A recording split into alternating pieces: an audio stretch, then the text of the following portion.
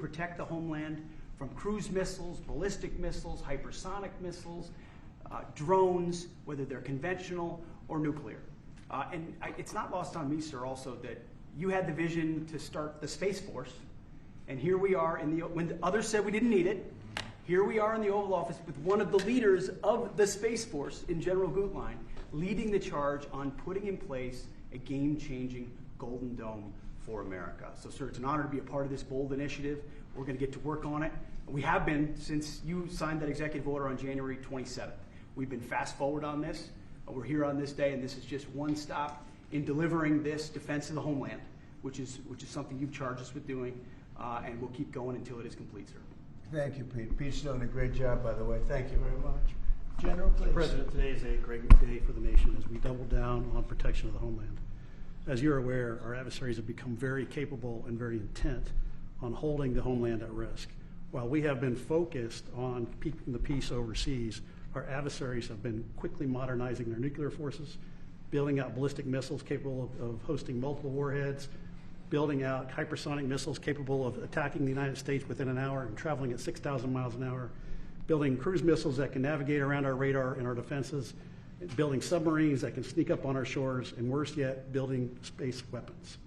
It is time that we change that equation and start doubling down on the protection of the homeland. Golden Dome is a bold and aggressive approach to hurry up and protect the homeland from our adversaries. We owe it to our children and our children's children to protect them and afford them a quality of life that we have all grown up enjoying. Golden Dome will afford that. I greatly appreciate your trust in me and your nomination in me and your trust in the team to deliver this. It is a great day for America. And also, very importantly, it's we're the only ones that have this. We call it super technology. Nobody else has it. And nobody else has really near what we have.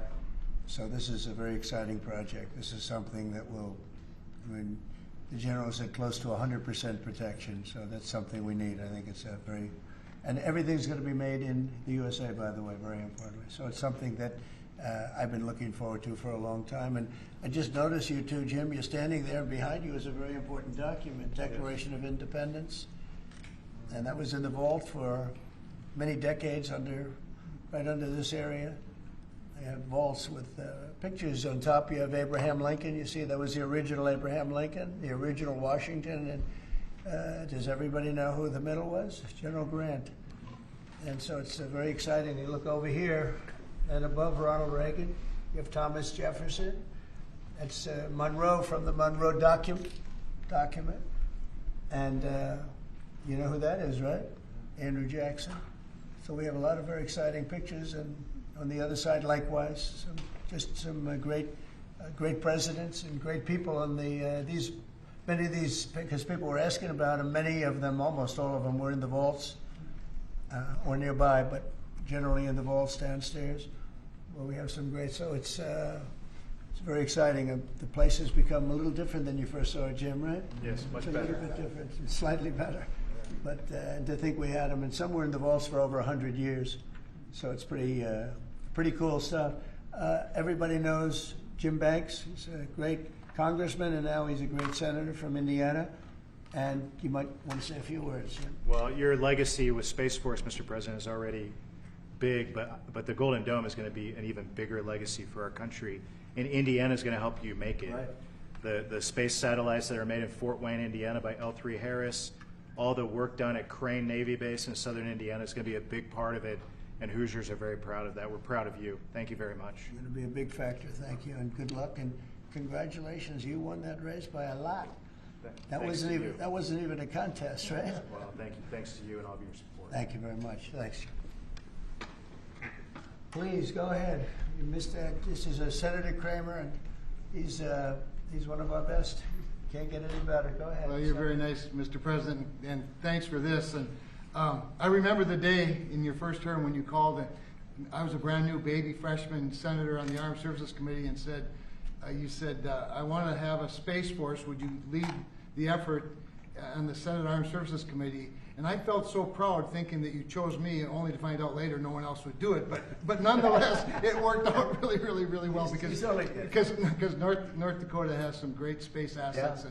that contributed to that, and to Golden Dome. No surprise that you would be the one, the president, that would come along and put the homeland first.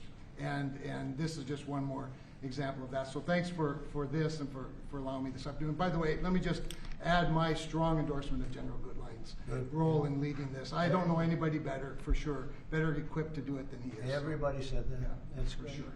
Dan Sullivan, Alaska, Senator. Thank you, Mr. President, and thank you for your continued leadership on missile defense. We were talking earlier how in 2019 at the Pentagon, you laid out a speech about the Missile Defense Review that had all these principles on missile defense that you articulated then during your first term, and now the Golden Dome is all of that. So you're continuing to lead. We really appreciate it. You know, the Congress is stepping up, as you mentioned right now in the budget reconciliation bill, $25 billion for the Golden Dome.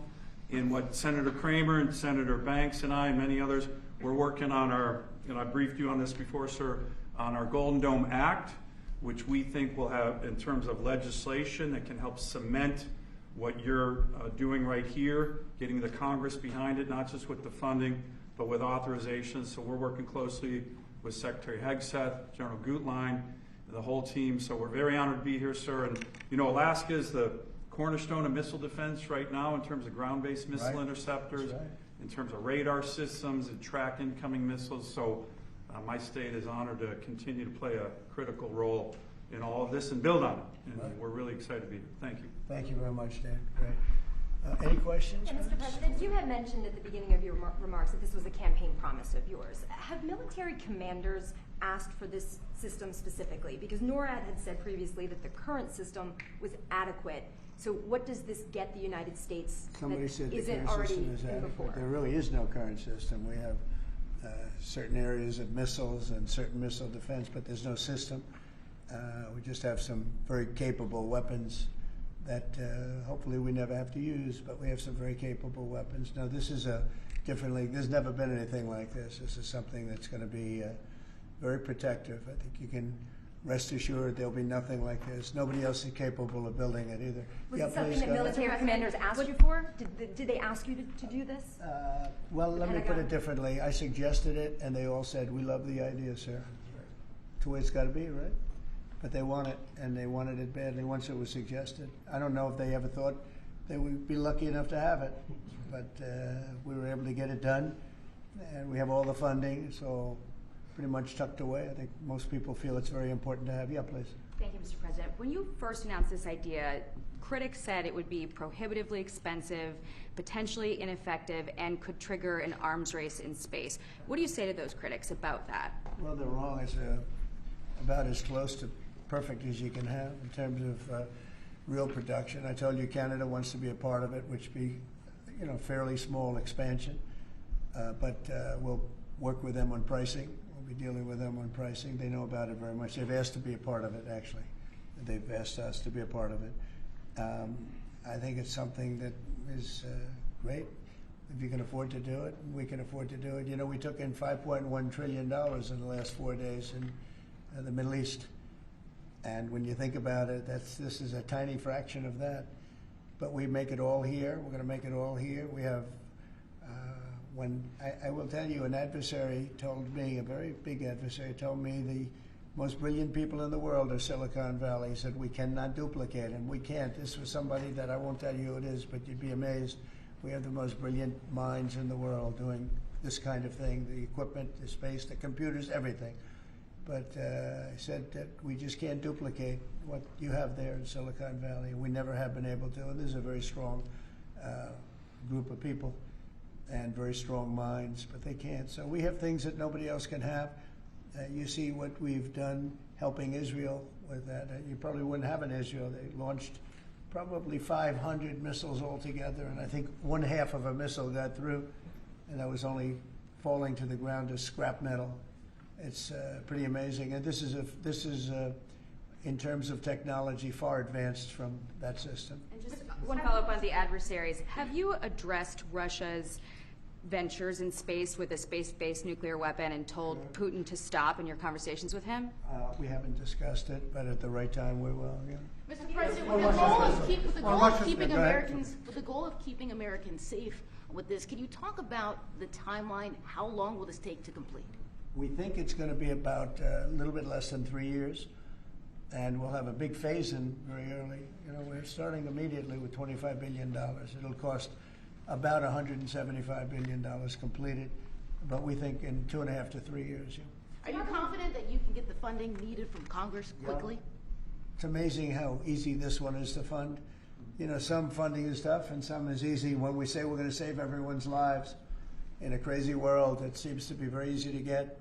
Yeah, we've already spoken to everybody that we have to speak to. Everybody's in, I would say, Dan, everybody's in line here. Right? Yes, sir. $25 billion is a down payment in the budget reconciliation bill right now. Yeah, so I think Mr. President, on Russia, people actually love it. Mr. President, on Russia, are you worried about the reports on a military buildup along the borders towards Finland and Norway? No, I don't worry about that at all. They're going to be very safe. Those are two countries that are going to be very safe. And secondly, sir, if I may, Volodymyr Zelensky is saying today that he's hoping for you to impose new sanctions on Russia.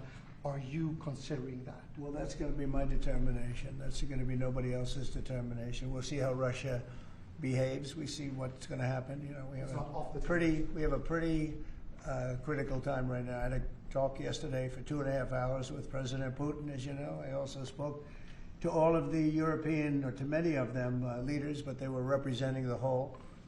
And I think we had very good conversations yesterday. Please. Thanks, Mr. President. What companies have asked to be involved in building this system, and have you decided on who will be building it? Yeah, I think I'll let you answer that. You can mention some of yours from Alaska's involved, and Alaska's a big part of it because locationally they're sort of perfect. I think that's your first line of defense in certain instances, and Kevin will tell you that his state's involved. But honestly, Georgia's going to be very big. Florida's going to be very big. They're all going to be very big. Jim, do you want to talk about Indiana? Yeah, in Fort Wayne, Indiana, where I live, we make all the space satellites at L3 Harris. Across the board, we're the top manufacturing state in the country. By the way, the tariffs have been very good for auto manufacturing in Indiana. So good.